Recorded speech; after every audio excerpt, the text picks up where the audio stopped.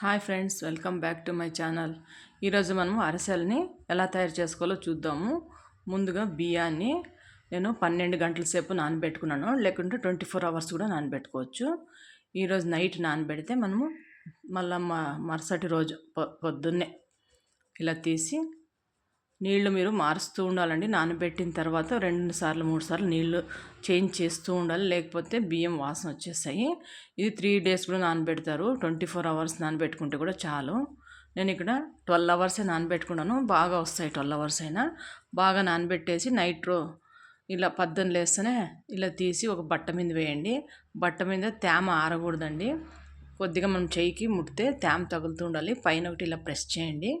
మనం ఇప్పుడు మిక్సీకి వేసుకుందాము.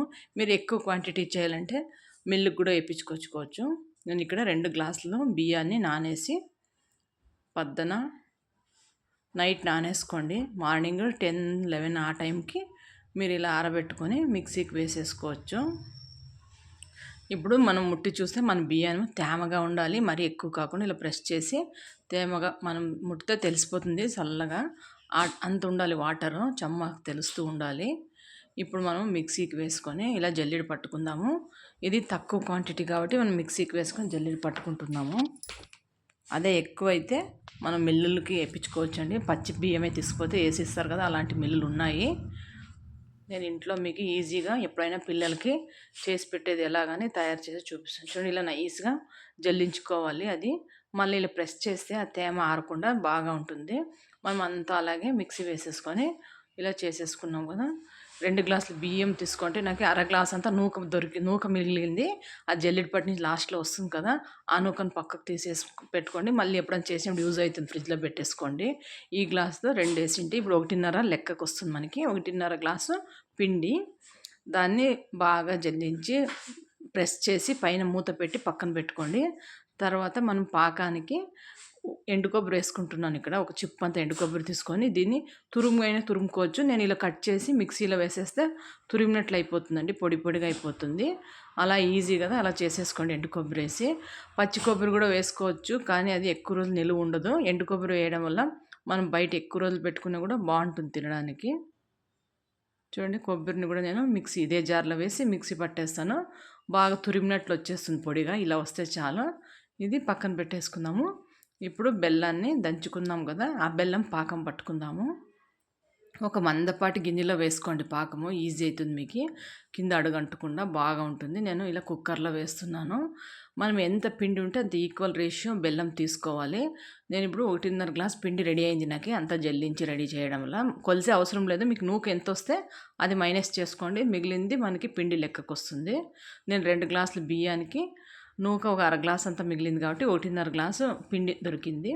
అందులోకి 1.5 గ్లాసు ఈక్వల్ రేషియో బెల్లం వేసుకోండి, అప్పుడే మనకి కరెక్ట్ వస్తుంది. దీనికి మనము అరిసెల బియ్యం దొరుకుతాయండి ఎర్రవి, అవైనా వేసుకోవచ్చు. లేదంటే ఇవి డిపోలో దొరుకుతాయి కదా సొసైటీ స్టోర్ బియ్యము, అవి కూడా వేసుకోవచ్చు. నేను స్టోర్ బియ్యం వేసుకుంటున్నాను. అవి వేయడం వల్ల బాగా వచ్చినాయండి అరిసెలు. మన భారత్ రైస్ దొరుకుతాయి కదా, అవి నేను వేసిండేది ఇక్కడ.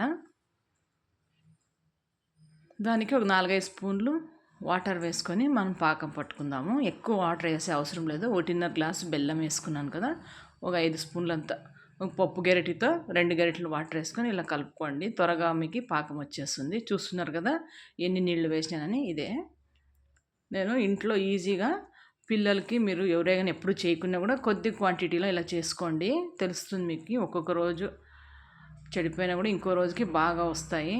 ఇలా పాకం బాగా ఉడికేటప్పుడు మనము ఒక కప్లో నీళ్ళు తీసుకొని వేస్తూ ఉండాలి. ఆ కప్లో పాకం వచ్చిందా లేదా మనకు తెలిసిపోతుంది. ఇలా కాకూడదు, మనం పాకం అంతా ఒక దగ్గర వేస్తే ముద్దలా రావాలి. ఇది స్ప్రెడ్ అవుతా ఉంది కదా, చూస్తూ ఉండాలి మనం, ఎక్కడ పక్కకు పోకుండా. నిమిషానికి ఒకసారి మనము పాకం వచ్చిందా లేదా అని చెక్ చేస్తుండాలి. మెయిన్ ఇదే అండి అరిసెలకి. చాలామంది పాకం రాదు, అరిసెలు చేయరు, ఈజీగా చేసేసుకోవచ్చు. నేను చూపించిన విధంగా, నేను చూపించేది ఇంట్లో ప్రతి ఒక్కరికి యూజ్ కావాలి అని. మనం ఇక్కడ 1.5 బియ్యానికి మనకు ఒక 20 అరిసెలు రెడీ అయిపోతాయండి. చూడండి, ఇలా పాకం చూడు, ఇలా కాకూడదు. మనం అలా చుట్టుకుంటే చేయికి ముద్దలా రావాలి, మెత్తని ముద్దలా ఉండాలి. మరి కటుకు పాకం అంటారు కదా, గట్టిగా రాకూడదు. ఇది ఇంకా రాలే, ఇది ముద్దలా కాలేదు కదా. ఇంకా కొంతసేపు సిమ్లో మీడియం ఫ్లేమ్లో పెట్టండి. మీడియం ఫ్లేమ్లో పెట్టి ఉడికిస్తూ ఉండాలి మనము. ఈ టైంలో మనము పాకం అప్పుడప్పుడు చూస్తూ ఉండాలి, కప్పులోకి వేస్తూ ఒక నీళ్లు తీసుకొని ఒక గిన్నెలో వేస్తూ పాకం పట్టండి. ఇది కొత్త వాళ్ళకి, తెలియని వాళ్ళకి నేను చూపిస్తున్నాను. తెలిసిన వాళ్ళకి ఐడియా ఉంటుంది ఎలా చేసుకోవాలని. ఇప్పుడు ట్రై చేయాలనుకునే పిల్లలు ఉంటారు కదా, చిన్న వయసు వాళ్ళు, కొత్తగా చిన్న పిల్లలందరికీ వండి పెట్టేకి, వాళ్ళకి ఇది వాళ్ళ పిల్లలకి చేసి పెడితే బాగుంటుంది. పిల్లలు కూడా ఇష్టంగా తింటారండి. చూడండి పాకము ఇలా అంటే మనకి ముద్దలా రావాలి. ఇంకా ముద్దలా రాలేదు, ఇంకా కొంచెంసేపు పడదాం ఇది. ఇంకొక ఉడికితే చాలు. చూడండి ఇలా ఇలా వస్తుంది కదా, ఇంత చాలు. ఈ మాత్రం మీకు చూపిస్తున్నాం కదా, ఈ మాత్రం ముద్ద వస్తుంది. మీరు ఫ్లేమ్ని తగ్గించేసుకోండి. బాగా ఒకసారి కలిపి ఇంకొచ్చేసి ఉంటుంది. మనం ఇది చూసే లోపల ఇక్కడ ఉడికింది కదా, సరిపోతుంది. ఫ్లేమ్ని తగ్గించి మనము ఇంకొకసారి చూద్దాము. అది అప్పుడు మనం చూసింది ఇంకా కొంచెం ముద్ద కాలేదు కదా, ఇలా చూడండి. నేను ఇలా వేసి ప్లేట్లో ఇలా ముద్దగా అవుతుంది. ఇదేమి గట్టి పాక అవసరం లేదు. ఇప్పుడు బాగా ఈజీగా రౌండ్ అవుతుంది కదా, ఇది లెక్కకు వస్తుంది మనకి. ఎందుకంటే మనము అరసలు తట్టేటప్పుడు ఇంత మెత్తగా ఉంటేనే తినేటప్పుడు బాగుంటాయి. కొంచెం ఎక్కువ పాక వచ్చిందంటే గట్టిగా అయిపోతాయి. ఇప్పుడు ఫ్లేమ్ని తగ్గించేసి అందులోకి తెల్ల నువ్వులు వేసుకుంటున్నాను. యాలక్కుల పొడి, దంచిన యాలక్కుల పొడి. ఇది నువ్వులు, గసాలు ఇవన్నీ మీకు కాబట్టి నేను వేసుకోవచ్చు. కొబ్బరి మనం ముందుగా తురిమి పెట్టుకున్నాం కదా, ఆ కొబ్బరిని వేసేసుకొని మీడియం ఫ్లేమ్లోనే బాగా కలపండి. ఇది ఇంత బెల్లం పాకంలో అబ్జర్వ్ కావాలి. బాగా కలుపుకొని ఫ్లేమ్ తగ్గించిండండి. ఈ టైంలో ఇంక పాకం వచ్చేసింది కాబట్టి కొబ్బరికి అంతా దిగే లోపల ఫ్లేమ్ మాత్రం ఆఫ్ చేయకుండా తక్కువలో పెట్టుకోండి. అయినంత సిమ్లోనే పెట్టేసి ఇప్పుడు మనము ముందుగా జల్లించి పెట్టుకున్నాం కదా పిండి, ముద్ద బాగా ఇంకా పచ్చిగా ఉంటుంది, అది మెత్తగా ఉంటుంది. కొద్దిగా వేస్తూ కలుపుకోండి. ఎక్కువ క్వాంటిటీ చేసేటట్లుంటే ఇద్దరు ఉంటే ఒకరు పిండి వేస్తుంటే ఒకరు ఇలా గెలకచ్చు. నేను కొద్దిగా చేస్తున్నాను కాబట్టి ఒకదాన్నే చేసుకుంటున్నాను. మీకు కూడా ఒకరే చేసుకోవచ్చండి, కొద్దిగా క్వాంటిటీ తక్కువ కాబట్టి. మీరు ఫస్ట్ ఒక గ్లాస్ బియ్యంతో ట్రై చేయండి. ఇలా ఈజీగా వస్తుంది చూడండి. నేను చూపించిన పాకం పట్టుకొని, మరి ఎక్కువ ముదురుపాకు కాకుండా మనం బాల్లాగా అయితే చాలా మెత్తగా. ఇప్పుడు కొద్దిగా ఇలా పిడిగా గుప్పెడంతా వేసుకుంటూ పిండిని బాగా కలపండి. అంతా ఇది అబ్జర్వ్ అయిన తర్వాత మళ్ళీ పిండి వేసుకోండి. ఫ్లేమ్ ఫుల్ స్లోలో పెట్టండి, సిమ్లో పెట్టేసుకోండి. మంది అరిసెల పిండి అబ్జర్వ్ చేసుకొని బాగా గట్టిగా అయిపోతుంది. ఎంత కన్సిస్టెన్సీ వరకు మరి పిండి వేసుకోవాలి. తర్వాత మీకు పిండి ఎక్స్ట్రా మిగిలినా కానీ స్టాప్ చేసేయండి. అది పిండి వేరే దానికి యూస్ చేసుకోవచ్చు. మరి గట్టిగా అయ్యే వరకు వేయకూడదు. నేను చూపిస్తున్నాను కదా, ఇలా వేసుకుంటూ రండి. కరెక్ట్ క్వాంటిటీ సరిపోతుంది. బియ్యం మీద డిపెండ్. కొన్ని బియ్యం ఎక్కువ అబ్జర్వ్ చేసేసుకుంటుంది వాటర్ని, కొన్ని బియ్యము అంతగా పిండిని తీసుకోదు. అందుకే ఇప్పుడు పాకంలో అంతా పిండి వేసి నేను కలుపుతున్నాను. ఇలా బాగా కలుపుకోండి. సిమ్లో పెట్టుకొని స్టవ్ని అంతా పిండి పాకంలో బాగా అబ్జర్వ్ చేసుకొని, ఇలా మన రిబ్బన్ కన్సిస్టెన్సీ అంటాం కదా, అలా అయిపోతుంది చూడండి. మనం పాకం ఇలా గరిటితో ఎత్తి చూస్తే కిందికి పడాలి ఇలాగా. అప్పుడు సరే, ఇది కొంతసేపు పెట్టాలి, మనం ఇమ్మీడియట్ చేయం కదా. ఒక 5 hours అయినా పెట్టుకుంటే తర్వాత మనం అంతా చల్లగా అయిన తర్వాత అరిసెలు చేసుకోవాలి కదా, అంతవరకు మనకి బియ్యం పిండి బాగా పాకంలో అబ్జర్వ్ అయ్యి గట్టిగా అయిపోతుంది. మనం చేసే లోపల ఇంత మెత్తగా ఉండాలి. ఇప్పుడు మనం పిండి మిగిలినా కూడా ఇంక వేయొద్దండి, స్టాప్ చేసేయండి. నాకేం అంత పిండి కరెక్ట్గా సరిపోయింది. ఇలా వేసేసి బాగా మనం అంతా చుట్టూ క్లీన్ చేసుకొని పైన కొద్దిగా నెయ్యి రాసి మూత పెట్టేసుకుంటే అయిపోయిందండి. మళ్ళీ మనం అరిసెలు 5 నైట్ చేసుకున్నా సరే, పద్దన పాకం పడితే నైట్ చేసేసుకోండి. అలా ఒక 6 hours అయినా వదిలేండి దాన్ని అలాగే. ఇమ్మీడియట్ అంటే కొంచెం చల్లారిన తర్వాత ఇమ్మీడియట్ చేసుకోవచ్చు. బాగా చల్లారడానికి చాలా టైం పడుతుంది, 2 hours అయినా పడుతుంది. అది బియ్యం పిండి అంతా ఇలా అంతా అయిపోయిందండి. ఇప్పుడు పైన మనము కొద్దిగా నెయ్యి వేస్తూ పైన ఎండిపోకుండా నెయ్యి వేసుకోండి, ఆయిల్ వద్దు. నెయ్యి కొంచెం అలా వేసుకొని అంతా స్ప్రెడ్ చేయాలి. చూడండి, ఇలాగా స్ప్రెడ్ చేసుకోండి. కరిగిపోతుంది, అది వేడి చాలా ఉంది కాబట్టి నేను ఇలా నిదానంగా అంటున్నాను. మీరు నెయ్యిని కరిగించి కానీ పైన వేసి ఇలా చేతితో అనేయండి. అనేసి మనం మూత పెట్టుకుందాము. చూడండి, బాగా మెల్ట్ అవుతుంది కదా, నెయ్యి అంతా బాగా అంటించేస్తే పైన చల్లారిన కూడా పైన డ్రై కాకుండా బాగా మెత్తగా ఉంటుంది.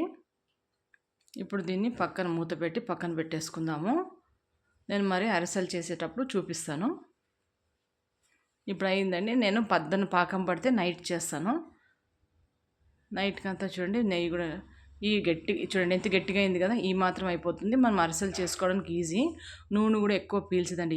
ఇంత ఉంటే కదా కన్సిస్టెన్సీ ఇట్లుంటే నూనె పెట్టేసుకున్నాను కదా. ఇప్పుడు అరిసెలు తయారు చేసుకుందాము. ఒక ఆయిల్ది కవర్ తీసుకోండి, ఏదైనా ఇలాంటిది.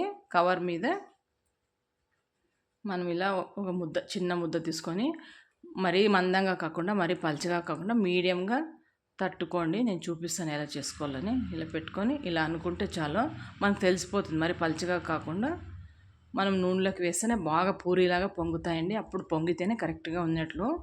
పొంగితే లోపల కూడా బాగా ఉడుకుతుంది. నూనె వేడెక్కింది కదా, ఇప్పుడు మీడియం ఫ్లేమ్ పెట్టేసుకొని చూడండి ఎంత ఉబ్బింది, బాగా లోపల కూడా ఉడికింది. ఈ కలర్ వస్తే చాలు. ఇలా ప్రెస్ చేసి పక్కన పెట్టేసుకుందాము. అంతే అండి, ఇలాగే అన్నీ చేసేసుకుందాము.